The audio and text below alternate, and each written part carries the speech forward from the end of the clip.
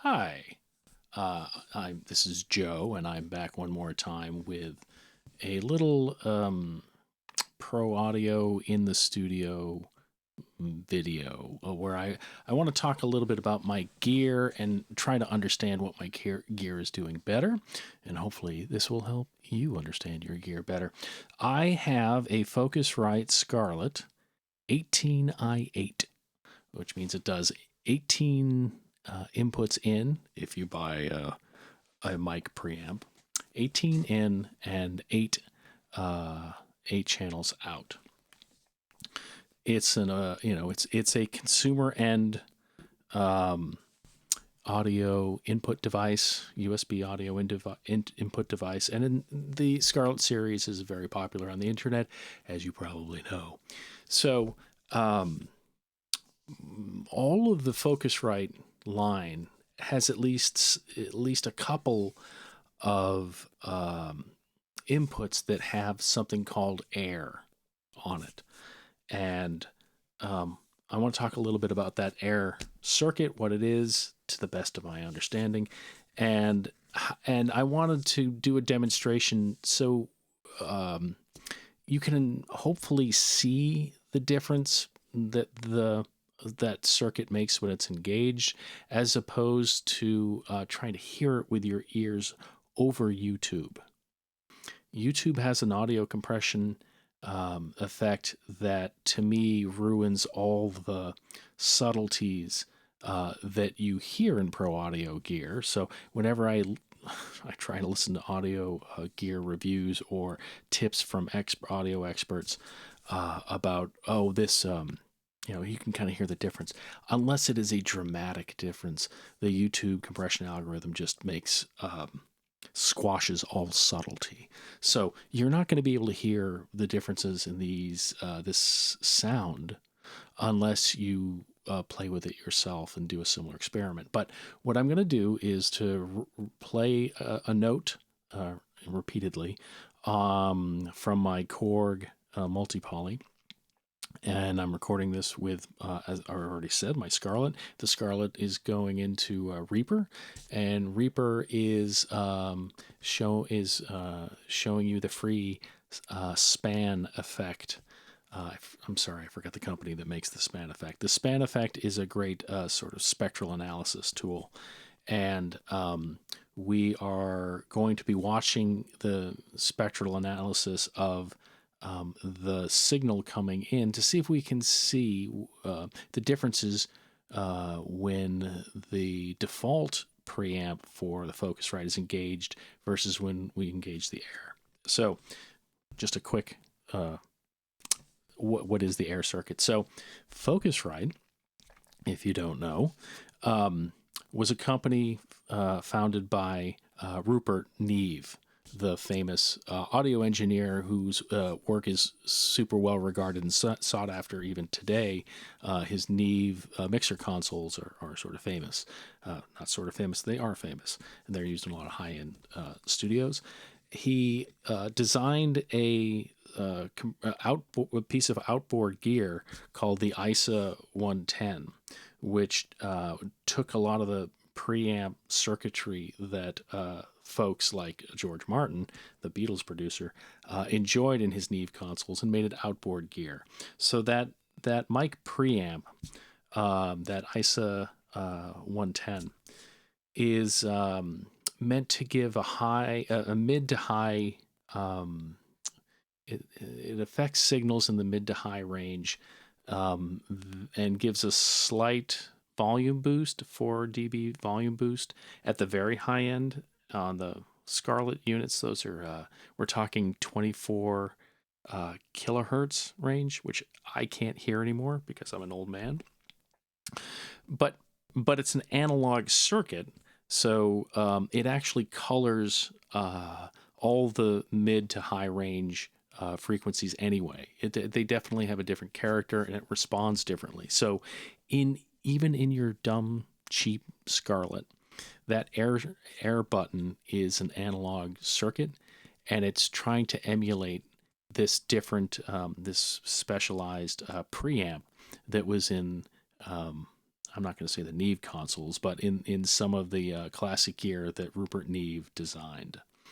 So the effect of this is if you have an instrument that's primarily kind of tenor range, or mid range 1K and higher, this air button can hopefully give you a little bit more distinct sounds, because I think it's picking up transients better. That's my belief, and I'm going to try to prove it with a little demonstration.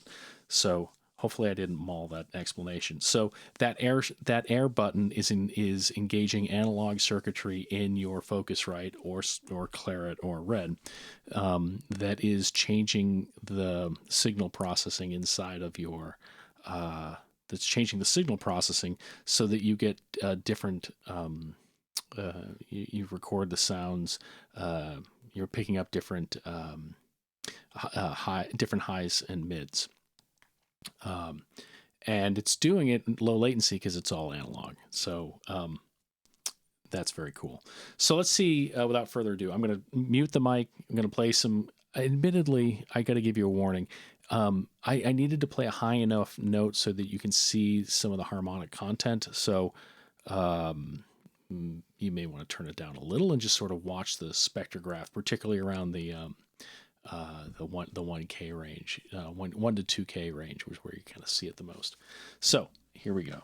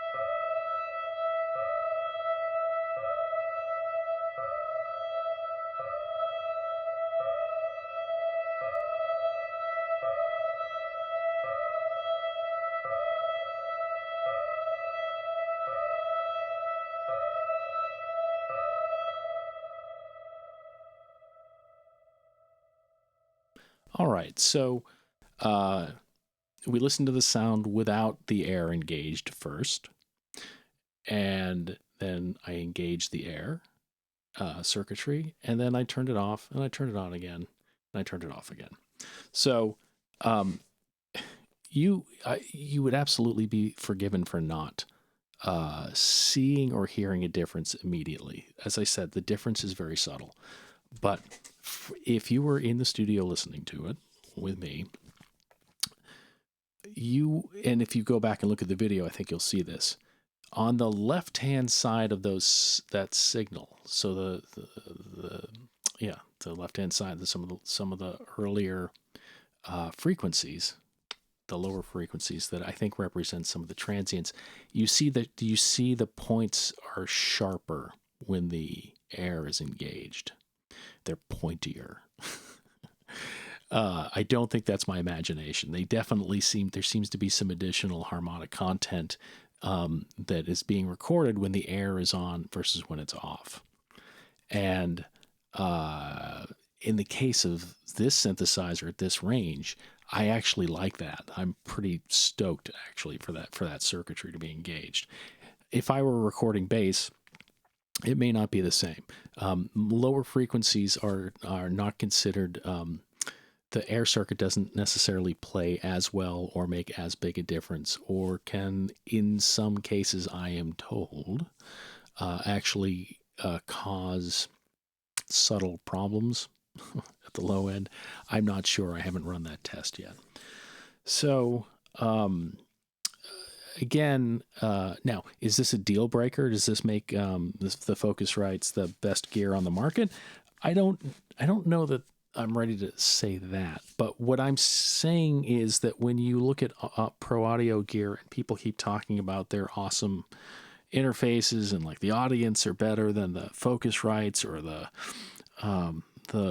Mark of the Unicorn stuff is better than I don't know,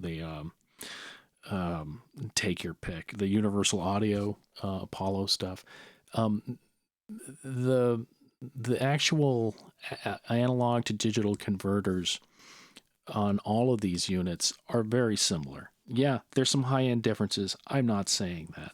But if you're just getting started, you're not going to hear those differences. And those differences are irrelevant. It's much better for you to get your actual musical ideas down and express yourself. And there are so many, there's so much different, there's so many more useful places to put your money than worrying about that last couple of percent differences between audio signals. So understanding how to use your compressor well, understanding how to use your limiter and EQ well, those alone will give you will make the hugest difference on your sound. Uh, whether you like what I do or not, I know my sounds, my mixes are much better after I got my studio mixers, which are Yamaha HS5s, and they're way better than I was. They're way better than I was doing even 2 or 3 years ago. The gear that I have is better. My use of compression is a little bit more subtle than it used to be. My use of limiters is a lot more subtle than it used to be. And EQing out some of the harmful frequencies and learning to arrange music so you don't have parts that are stepping on each other's frequencies anyway. All of those things are going to make your music sound great with whatever interface you're using.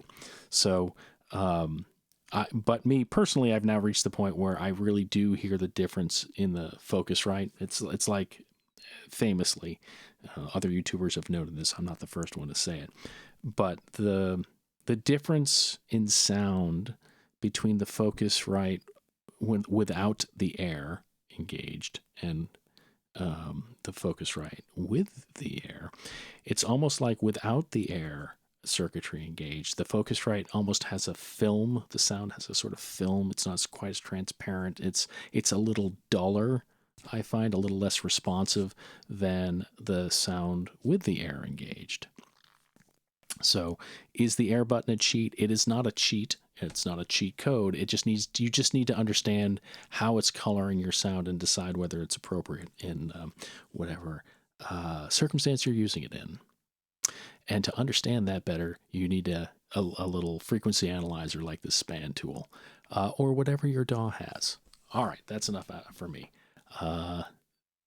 That's it. Thanks. See you next time, hopefully with some music.